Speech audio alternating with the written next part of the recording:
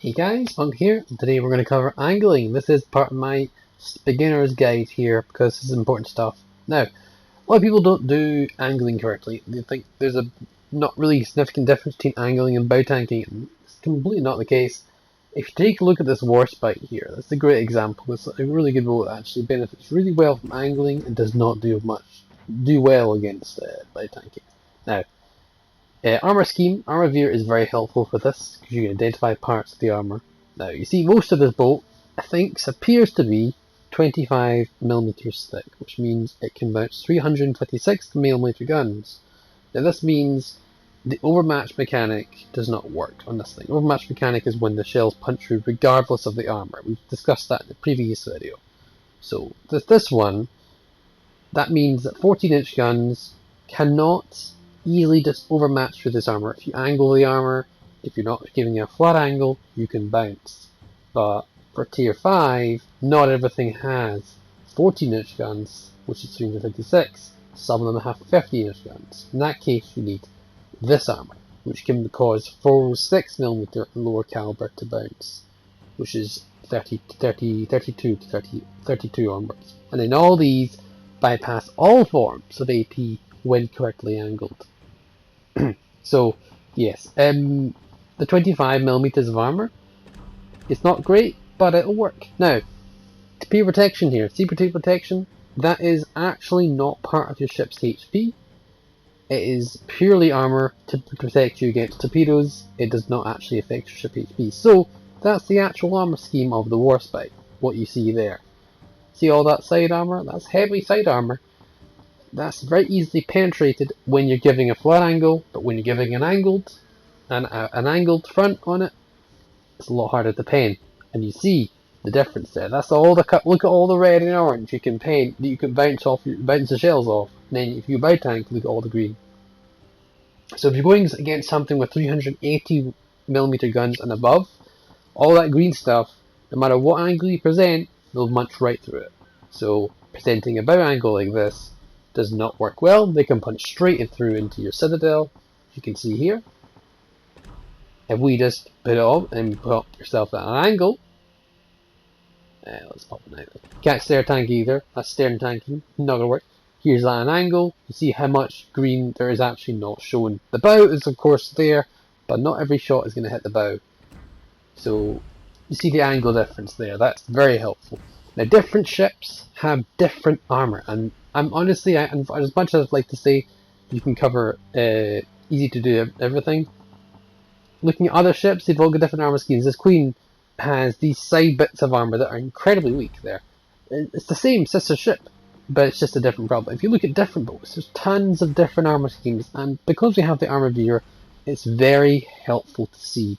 So if you're unsure about overmatch mechanics, if you're unsure about keeping the right angle, my best suggestion to you is join my Discord.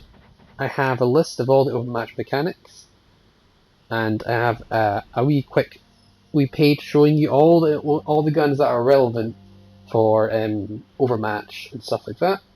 And I've also, in terms of angling individually, if you keep a genuine angle where you can't fire your back guns if you have them, or you're keeping the side of your ship as angled as possible to the incoming fire without bow tanking, you can see. Now, the Peter McKelly here is actually a boat that is better suited to bow tanking than angling. Some boats aren't. You see the Citadel on that. Russian battleships are more prone to be citadeled from the side, well, just like everything else, but they're more prone to get citadeled because they have a more exposed citadel. But if you look at the bow on the Peter, you saw that incredibly tough. Incredibly tough. And now we go up all the way to tier 7 here. You see the bow on this Vladivostok, 32mm. Very tanky. You have a little bit of an armor belt there as well. But if you look at the citadel, which will go very shortly, exposed. Literally exposed on the side. So if you give a little bit too much angle and start flattening out, you can get citadel. So Vladivostok actually does better at bow tanking. This is one of these things you can work out by using the armor view. Now, I'll pop into a game here. I don't do amazing this game. We do win this game, but it's just a prime example of what angle you want to keep for the warspite in particular. Warspite is really good turning, so you fire all your guns. Decent salvo, that's not what I'm really talking about. You want to angle against it. So you want to turn your ship just like that. Any more severe turning, look at that. Bounce. Every single shot. Every single shot was bounced comfortably there. That's the sort of angle you want to keep in a Warspite. Remember, I'm trying to angle against this New Mexico ship, so you see? Nothing again. He's hitting my angled front. Okay? This is a New Mexico, he has 14-inch guns, so if as long as I keep an angle, he will struggle to do anything to me at all. He's out. Now, West Virginia. He has 16-inch guns, 406s. He can overmatch the green parts of my armor, as you saw before. So, Warspite also 15-inch guns. He can also overmatch any green part of my armor. So if I angle correctly, there we go, minor damage there. He actually pinned the top part of my superstructure, which is the structure on top of the deck, but he could not penetrate down into my armor belt, so he struggled there.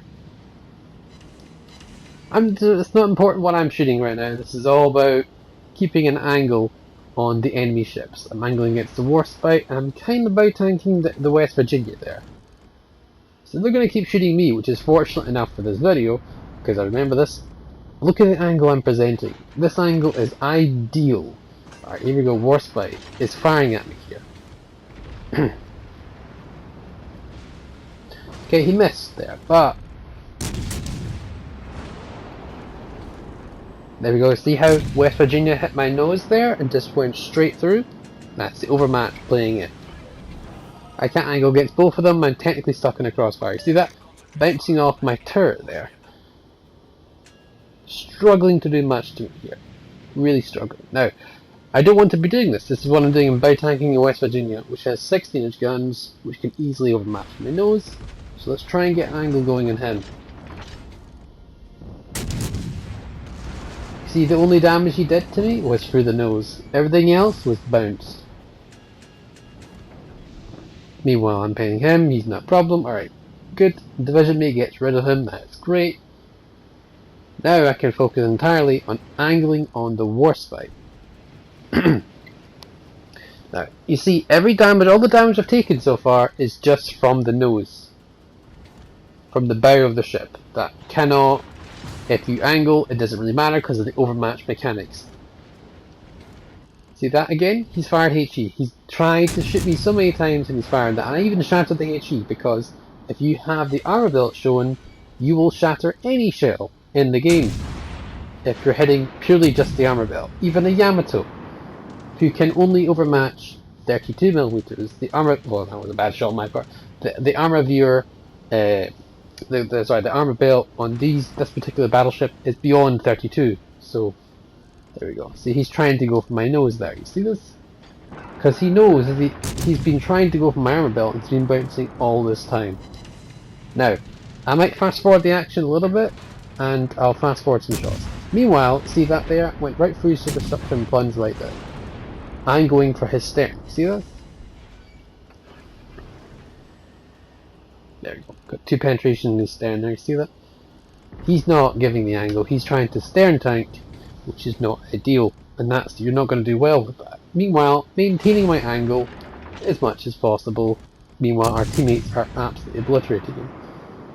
Minimal damage to me. I'm still going for his stern, by the way, from upper superstructure. See how I bounce on his side armor there?